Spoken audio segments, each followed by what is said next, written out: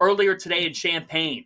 Ohio State is up double digits in the second half. The Buckeyes, who already own wins away from Columbus over Kentucky at Madison Square Garden, at Mackey Arena against Purdue. It's why they're on the right side of things, bubbly, but on the right side of things with wins like that. They look very good in this game. And then Will Riley and Kylan Boswell and Illinois said, not today. Not today, Ohio State. 87-79, the Illini a winner over the Buckeyes. Rob, you have been bullish on the Illini all season long. Not that you're learning anything new today, but are you as bullish on them now as you have been? And what's your reaction from this game? I honestly don't know.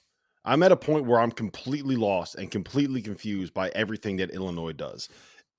I came into today thinking, okay, they get Tomislav Ivisic back, right? And it looks like they pretty much got their rotation back and their main guys back. And okay, we're going to see Illinois at their best here. And then Kai Boswell is not starting. Ben Humrickhouse is not starting. They are down. They don't really click into gear until about midway through the second half when Will Riley decides to go supernova. I think he had 20 points on 7 field goal attempts in the second half. Kai Boswell was fantastic in the last 7 minutes after getting benched, playing pretty terribly for, I would say, the first, about 80% of that game.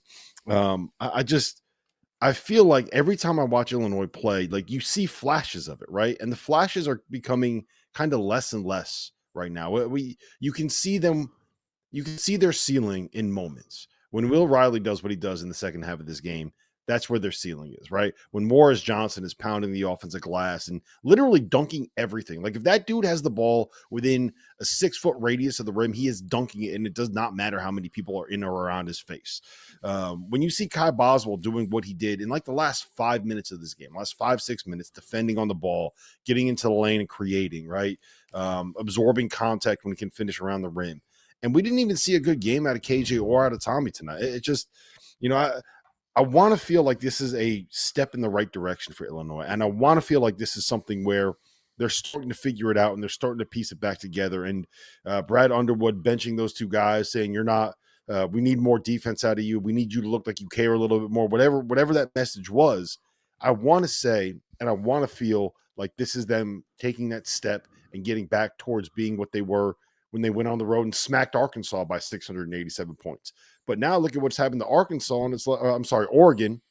And it's like, well, is it really that impressive going and beating Oregon in Oregon's building right now? So I don't know. I'm completely lost in Illinois. I want to buy in because they are so much fun when they were playing well. But Tyler, I don't know, man. Every time I feel like I'm trying to fight my way back into being on the bandwagon, it's hard for me to talk myself into that right now.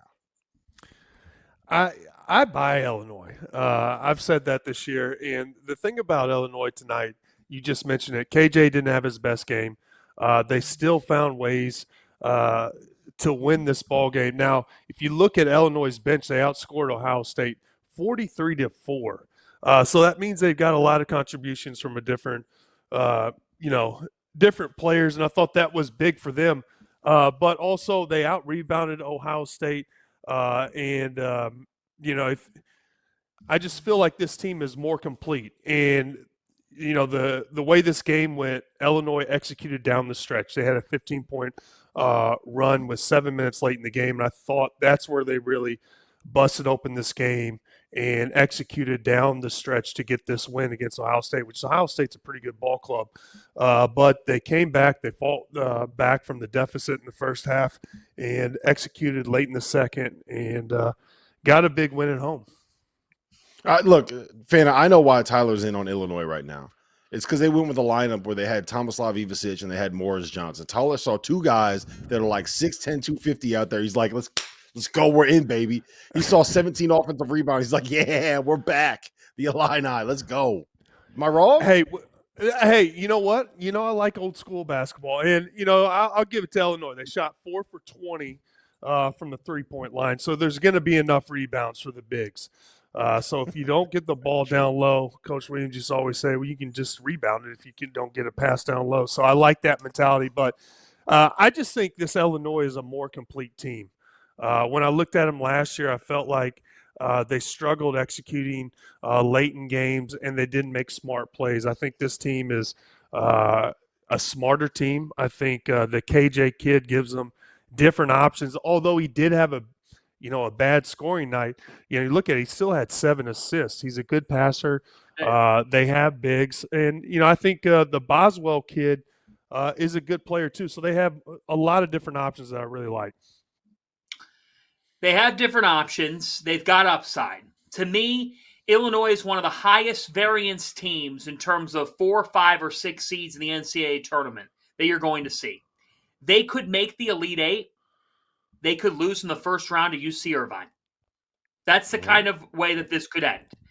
And that's the kind of team that they have. When you lost all that they lost last year, it's hard to know how this group's going to handle that stage in March. It takes a different edge. It takes a different toughness.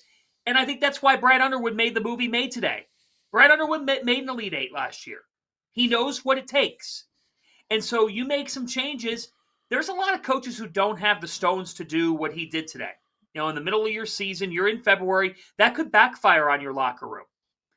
They fought through adversity in this game. That's what today taught me. At one point in this game, I thought to myself, if Illinois loses this game, we have to totally change the conversation around them.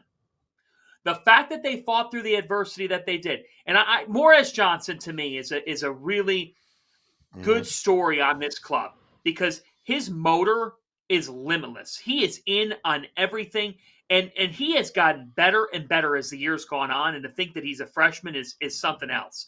And Ivicic, to give them a double-double today, they didn't shoot the basketball well.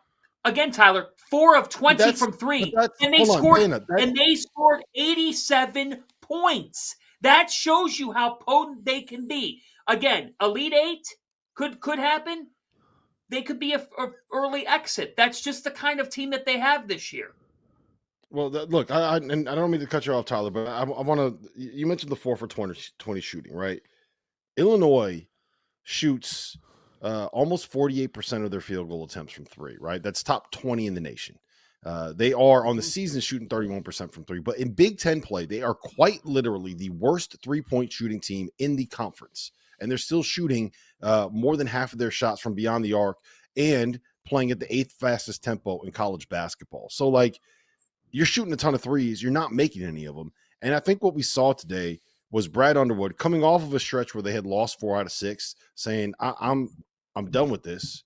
We can't shoot. We can't make shots. So let's go get the guy that's going to get every single miss and finish it in and around the basket. I think part of some of the issues that you're seeing with this Illinois team is just if you're built on 3-point shooting and you're built on having this point guard where you're trying to create space and get shooters out there to allow KJ to get in the lane and either throw that lob to Morris Johnson or spray it out to guys that are going to knock down threes, and you don't have people that can knock down threes, but you don't have someone that can run to the rim, like it messes everything up when you have a team built around 3-point shooters that can't make threes. So I think that what Brad Underwood did was said, all right, we're scrapping it. We're not going to shoot anymore. Now we're just going to get all these guys in here. We're going to get every single offensive rebound, and we're going to try to play it that way. And he got bailed out by the fact that Will Riley went completely bonkers in the last 13 minutes of this game. And that's my worry with Illinois, is that they're built to play a certain way. They haven't been able to play that way at all in conference play. And then they tried to mix it up and got bailed out by the fact that they had a first-round pick go and take over this game. And it's just, I don't know.